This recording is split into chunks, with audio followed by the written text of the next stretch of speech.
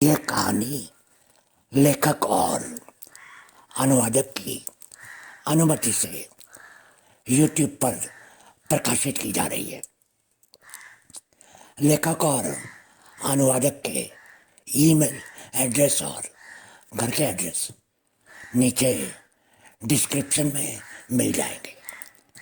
कहानी जीने की कला, लेखिका देवी नागरानी। पाँव में पायल पहने छम छम करती हिरणी जैसी चाल से तिरकती वो संगीत की लय ताल पर हाथ पाँव नैनों के हाव भाव के तालमेल रखते हुए नृत्य कर रही थी।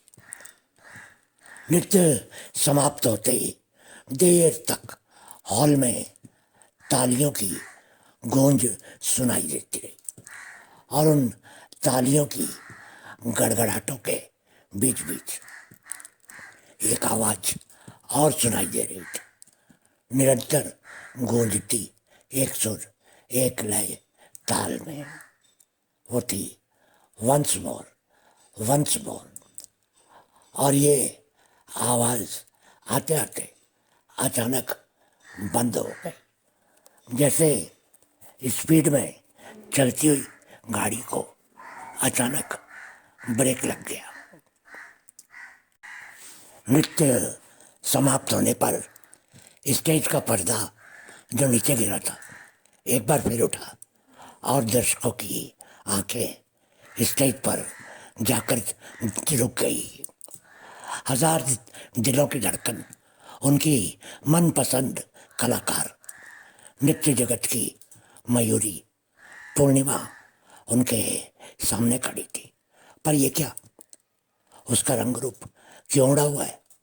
चेहरे पर पसीने की बूंदें, आंखों में बुझती हुई रोशनी की लौ क्यों है? होठों की लाली की जगह गहरे साए और गालों की रंगत ऐसे उड़ी हुई जैसे किसी ने उन पर सफेदी पोत दी हो। दो साथी कलाकारों का सहारा लेकर खड़ी थी, खड़ी भी नहीं, यूं कहे जैसे उन दो बैसाखियों के आधार पर पूर्णिमा लड़खड़ाने से बची हुई थी, जिसकी चाल कुछ पल पहले हिरणी की तरह थिरक रही थी, बिजली की रफ्तार से बलकती रही थी। वह इस समय सहारे की मोहताज क्यों? चेहरे पर खिले हुए सुमन की लाली के स्थान पर छाई हुई सफेदी क्यों? मुरझाई हुई मुस्कान क्यों? हर दर्शक के मन में सवालों का अंबार उठा, जिसका उत्तर सभी पाना चाहते थे, पर हर सुबह मौन विराजमान था। सभी के लब सिले हुए थे, जैसे उन्हें सांप सूंघ गया। वंस मोर बोलने वाली जुबानों पर जैसे ताले लग गए थे और खामोशी के इस सर्द सन्नाटे को एक जानी पहचानी लर्जिश भरी आवाज ने तोड़ा। यह आवाज किसी और की नहीं, दर्शकों की चहेती पूर्णिमा की माँ निर्मला देवी की थी, जो बेटी का सहारा बनकर उसके पास ही हाथ जोड़े आंखों में नमी लिए खड़ी थी। तो मैं अपनी ओर से और आपकी महबूब कलाकारा पूर्णिमा की ओर से माफ़ी मांगती हूँ। आज पहली बार आप लोगों की फरमाइश पूरी न कर पाने का दुख है, और दुगना दुख इस बात का है कि आज मेरी बेटी का दुख आपके दुख का कारण बना है। पूर्णिमा दिल की मरीज है।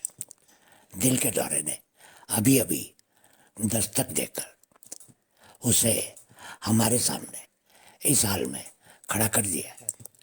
इसमें शायद आप सबकी दुआएं और शुभकामनाएं शामिल हैं, जो वो आपके सामने नृत्य कर पाई। आप अब हमें इजाज़त दें। पूर्णिमा की डॉक्टर भी आ गई है। ऐसा कहते हुए निर्मला देवी ने बेटी को सहारा देकर स्ट्रेचर पर लिटाया, जो उसी वक्त स्टेज पर लाया गया था। डॉक्टर ममता ने वहीं पर जांच करने की कार्रवाई शुरू कर दी और देखते ही देखते भाग दौड़ का तहलका मच गया। स्ट्रेचर अस्पताल की गाड़ी में रखते गाड़ी ने रफ्तार पकड़ी और ऑडिटोरियम के फाटक से बाहर चले गई। आगे आगे गाड़ी और पीछे पीछे चाहने वालों का काफिला, जिनके हाथ दुआ के लिए उठे हुए थे। वे चलते रहे, आगे बढ़ते रहे, जब तक गाड़ी आंखों से ओझल नहीं हुई।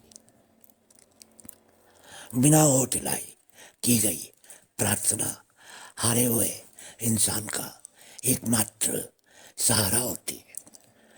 दिल की गहराइयों से निकली यह निशब्द बंदगी हर खाली दामन को भरने का एकमात्र सच्चा और सशक्त साधन है, जहाँ दिल की बात कहने के पहले सुन ली जाती। हर का अनकहे सवाल का जवाब दिल के हर कोने में राहत बख्शता है। ऐसी बंदगी दवा से पहले दुआ की दौलत से माला माल कर देती। थोड़ी देर में हॉल खाली हो गया। न आवाज न शोर, बस खामोशी रही। यूँ लगा जैसे कोई मंदिर से तो कोई गिरजाघर से और कोई मस्जिद से मालिक की रहमत की दुआ मांगकर निकला हो। उस कलाकार के लिए जो अपने नृत्य से दिलों की धड़कनों में संचार करते हैं। और आज उसका ही दिल अपनी बहकी बहकी चाल के साथ अस्पताल की ओर जा रहा था। उम्र से ही पूर्णिमा ने इस कला की शिक्षा पानी शुरू की।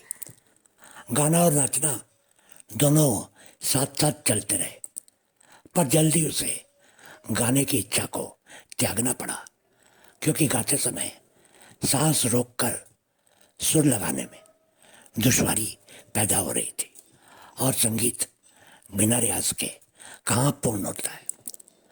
पूर्णिमा ने संगीत तज दिया, पर नृत्य से खुद को कभी भी अलग न कर पाई। माँ के हर तर्क का जवाब उसके पास था। अगर मैं शरीर हूँ तो नृत्य कला मेरी आत्मा है। अगर आत्मा शरीर से जुदा कर दी जाए तो शरीर मुर्दा हो जाएगा। अगर नृत्य मुझसे छुड़ाया गया तो मैं भी मर जाऊंगी। बस यहीं आकर हर तर्क के सामने एक माँ तो नहीं, निश्चित ही माँ की ममता हार जाती थी। जब पूर्णिमा मैट्रिक में थी तब अलविदा पार्टी में नृत्य संगीत का आयोजन किया गया था। पूर्णिमा ने माँ की और डॉक्टरों की सलाह को नज़रअंदाज करते हुए नृत्य में भागीदारी ली। रियाज करते करते वह थक कर निढाल हो जाती और आंखने लगती।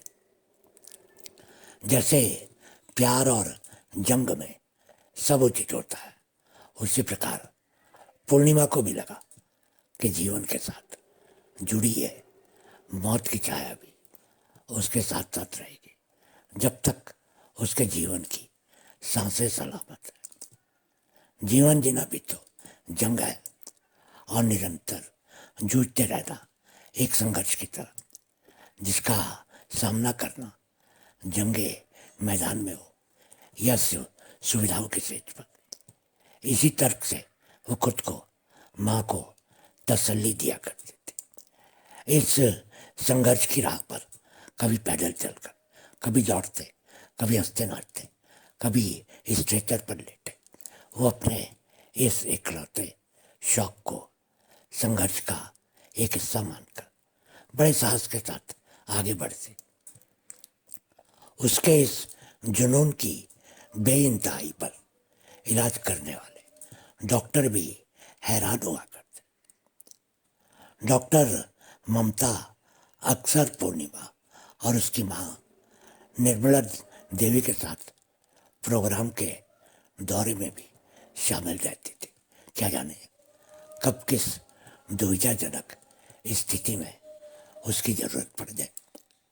कभी तो उसे लगता था कि शायद अभी, हाँ बस अभी, दिल धड़कते धड़कते थम जाएगा, रुक जाएगा, पर ऐसा आज तक ना हुआ था।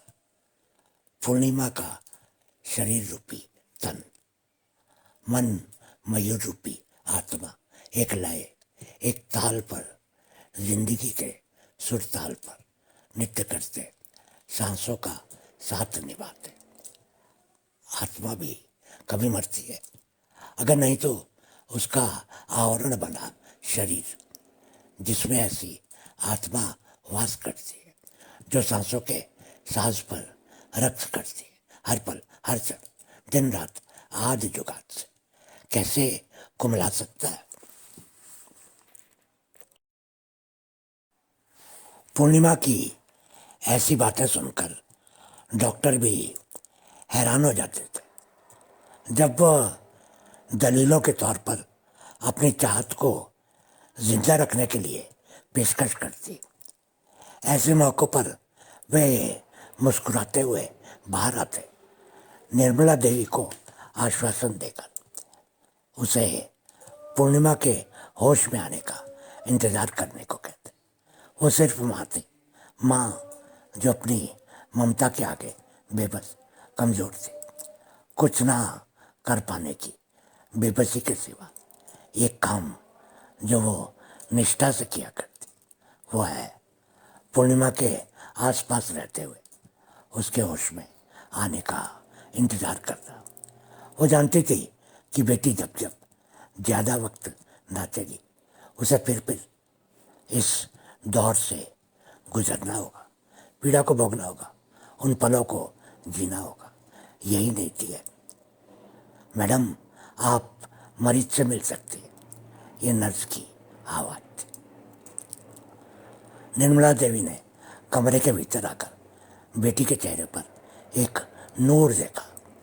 लगा जैसे किसी ने अजंता एलोरा की मूर्ति में जान फूंक दी। पूर्णिमा का माथा दमक रहा था, आंखें विनम्रता की नमी से उजली, होठों पर जीवन के विश्वास के साथ एक भरपूर मुस्कान, जैसे अनंत से आती हुई धुन पर थिरकती हुई उसकी धड़कन विलीनता में डूबी, जहाँ शरीर और आत्मा दोनों घुल मिल गए। निर्मला ने थोड़ा आगे झुककर उसका माथा चूमते हुए अगले महीने पूर्णमासी की रात के लिए ग्रीन इंस्टीट्यूट वाले तारीख मांग रहे। उनसे क्या कहूँ, वही जो हमेशा कहती हो, तुम्हारी आशीष से ही मैं तुम्हारे हर डर को झूठा साबित करके तुम्हारी हर नाराजगी से बच जाती हो। इसलिए तुम खुशी खुशी हाँ कर दो माँ। 2-3 दिन यहाँ आराम, 2-3 दिन घर में आराम, और फिर वही सिलसिलेवार थकान, हर पड़ाव पर रुकना, सांस लेना, और फिर मंजिल की ओर आगे और आगे चलते रहना ही तो जीवन है। माँ, मेरी प्यारी माँ, चलने दो, यूं ही चलने दो इस सिलसिले को। हाँ, एक शर्त है, मेरे सफ़र में तुम ही मेरी हम सफ़र रहो। तुम्हारे कदमों के नक्शे पा पर चलते हुए मैं ज़िंदगी का सफ़र तय करूँ। तुम मेरी किश्ती और तुम ही खिवैया हो, तुम्हें इसे पार लगाना है। कहते हुए पूर्णिमा ने आंखें बंद कर ली, जैसे वह सच में ही आराम की तलबगार हो। चल पगली, चल अब बस कर। जानती हो तू गुणी है और ज्ञानी है, इसमें कोई शक नहीं। मैं ही तेरी नाव और तेरा खेवैया, अब चुप रहकर थोड़ी देर आराम कर ले, कहते हुए निर्मला देवी ने उसके सर पर स्नेह भरा हाथ फेरते हुए उसके माथे को चूम लिया। उसे यकीन होता जा रहा था कि पूर्णिमा ने अपने जीने के मकसद को पहचाना है और साथ में जीने की कला पर भी महारत पा ली। बहुत बहुत शुक्रिया।